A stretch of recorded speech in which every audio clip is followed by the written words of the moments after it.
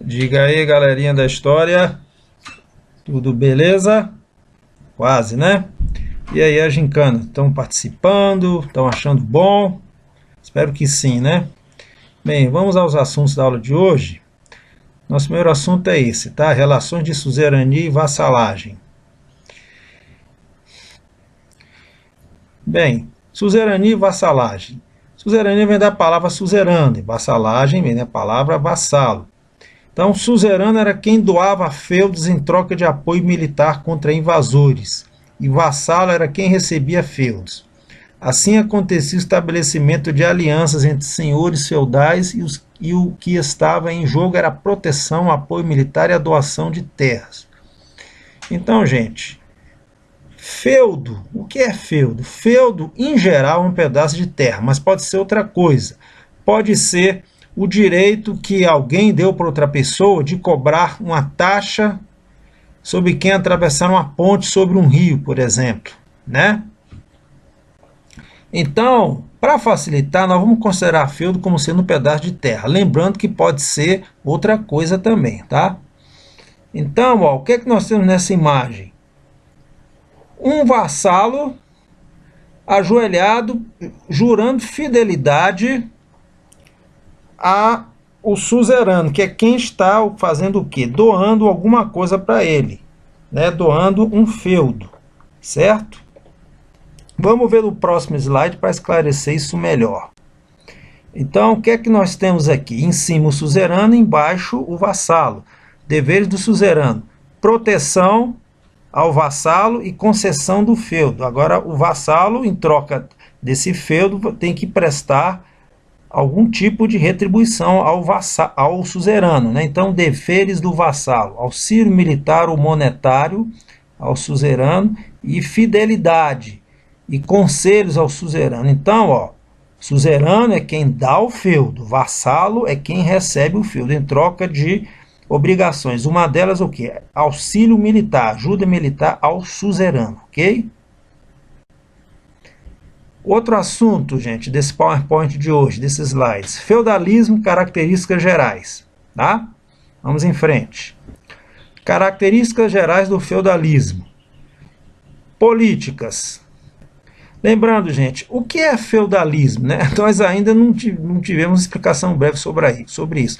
Feudalismo é um sistema econômico social em vigor na Idade Média, que vai aproximadamente entre o século V e XV, em vigor aonde? Na Europa. Foi quando ele começa a se instituir a partir do momento que os povos bárbaros controlam e dominam o Império Romano do Ocidente. Tá? Então, o feudalismo é um sistema econômico social, tal como o capitalismo hoje no mundo, que também é um sistema econômico social. Né? Então, vamos às características políticas do feudalismo. Então, olha lá. Poder político descentralizado, prevalecendo o poder local dos senhores feudais, relativo enfraquecimento do poder do rei. Vamos entender resumidamente. O rei, gente, ele não tinha um exército dele, um exército permanente, né? Então, ele precisava de auxílio de outros nobres que tinham soldados para defender o reino. Então, o que é que o rei fazia? Ele fazia uma espécie de, eu vou exagerar aqui, é só uma brincadeira, de loteamento do reino e ia distribuindo feudos para esses nobres que se tornavam o quê? Se tornavam vassalos do rei. Olha, eu te dou um pedaço de terra, mas se eu precisar de algum tipo de ajuda sua, você vai ter que me ajudar. Só que nesses feudos, gente, quem mandava não era o rei, quem mandava era o senhor feudal. Por quê? O rei não tinha muita ingerência, muito controle sobre esses feudos. Ele dava liberdade para os senhores feudais, às vezes criarem suas próprias leis, seus próprios costumes e até sua própria moeda, quando essa moeda, se é que essa moeda existia, né?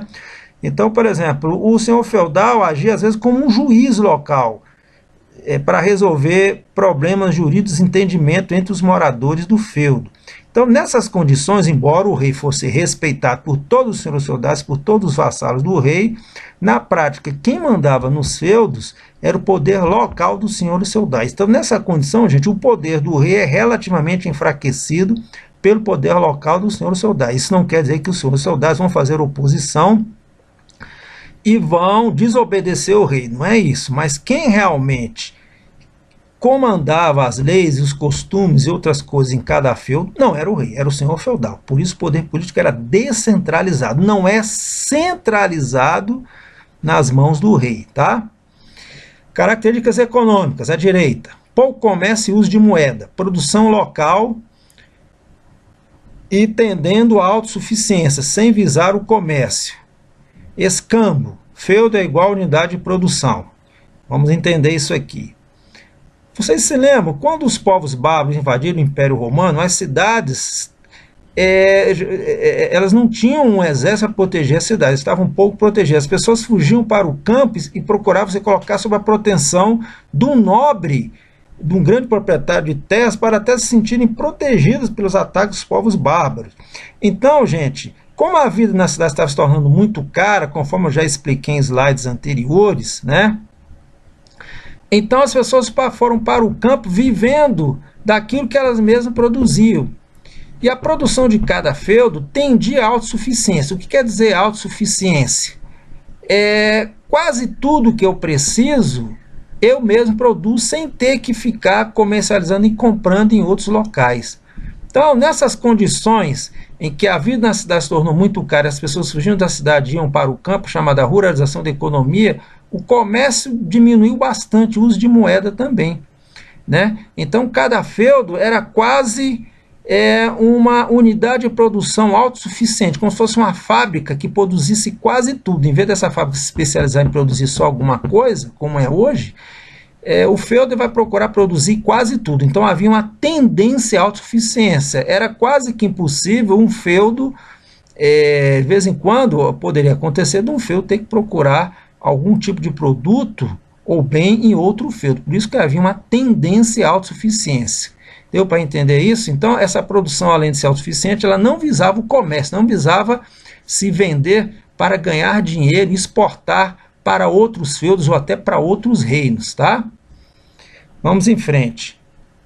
Pessoal, só lembrando, quem não entendeu alguma coisa, conforme eu já falei em vídeos anteriores, voltem o vídeo na parte que você não entendeu e tenta compreender, tá?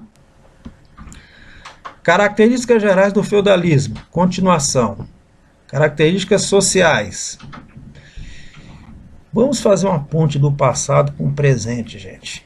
Olha só, no sistema capitalista, você tem uma sociedade muito dinâmica, né? O sistema capitalista coloca o seguinte para você: é o sistema de mérito.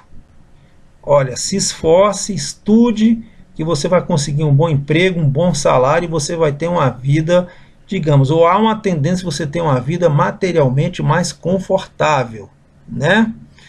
Nem sempre dinheiro traz felicidade, mas é isso que o sistema capitalista coloca para você, né? A felicidade, ela vem, digamos, entre aspas, do consumo, né? A gente sabe que não é bem assim.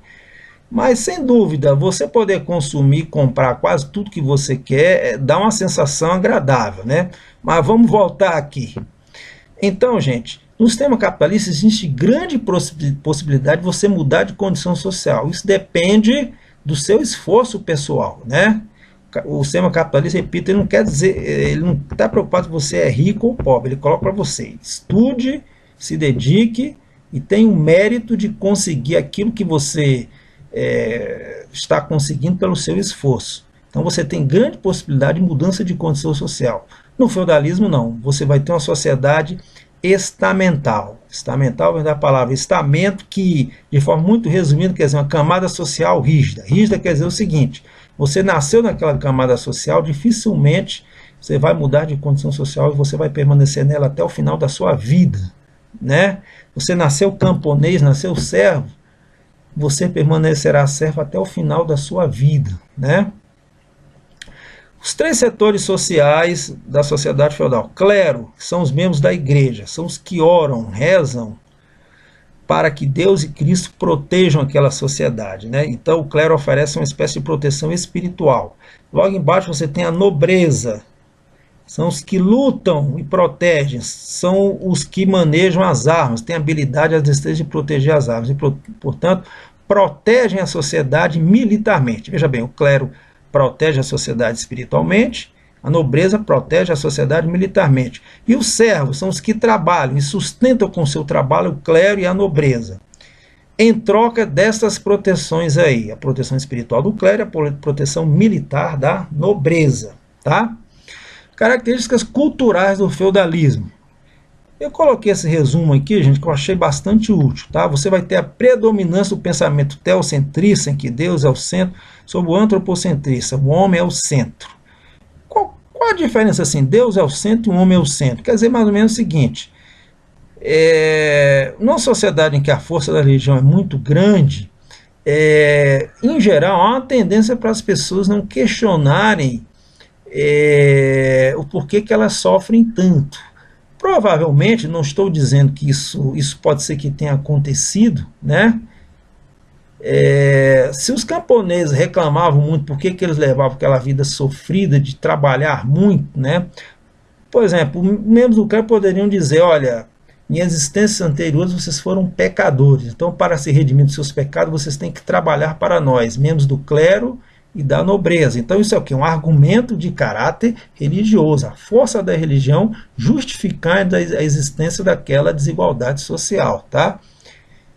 Ok? Enquanto o pensamento antropocentrista, o homem tenta entender as coisas racionalmente, usando o raciocínio, afastando um pouco, no todo ou em parte, vamos colocar assim, a força do pensamento da religião, no caso da Igreja Católica, do cristianismo católico. Tá? Então não quer dizer que na Idade Média havia uma força total, uma predominância total do pensamento teocentrista sobre o antropocentrista. Não, não é assim. É o que a gente explica no próximo tópico aí, ó. Na verdade, você vai ter como característica cultural a conciliação entre a fé, com base na religião, e a razão, com base no raciocínio humano. Ou seja, se procurava justificar a fé de forma racional. Tá? Então essa conciliação entre a fé e a religião ficou conhecida na Idade Média como a filosofia, tipo da Idade Média conhecida como filosofia escolástica, tá? A fé sendo justificada racionalmente, ok? Tudo bem até aqui? Agora vamos ao último slide. Essa pirâmide, gente, ela é muito útil para esclarecer de forma bem simples, né? O rei aí não aparece nessa pirâmide social, né? O rei está lá em cima, no topo da pirâmide, ok?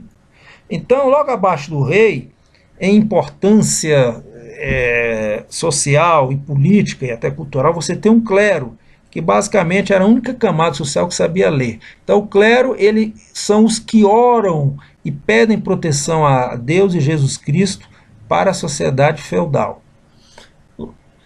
Logo abaixo você tem a nobreza, são os que guerreiam, os que lutam e, portanto, protegem militarmente a sociedade. E logo abaixo, camponeses e servos, são os que trabalham em troca dessa proteção espiritual do clero, os que oram e da proteção militar da nobreza, os que guerreiam ou lutam, ok? Bom, gente, resumidamente é isso. Qualquer dúvida, repitam o vídeo, tá? E se não entender alguma coisa, coloquem lá na nossa plataforma Moodle, tá? Que eu tento responder lá as dúvidas de vocês. Grande abraço, hein? Valeu!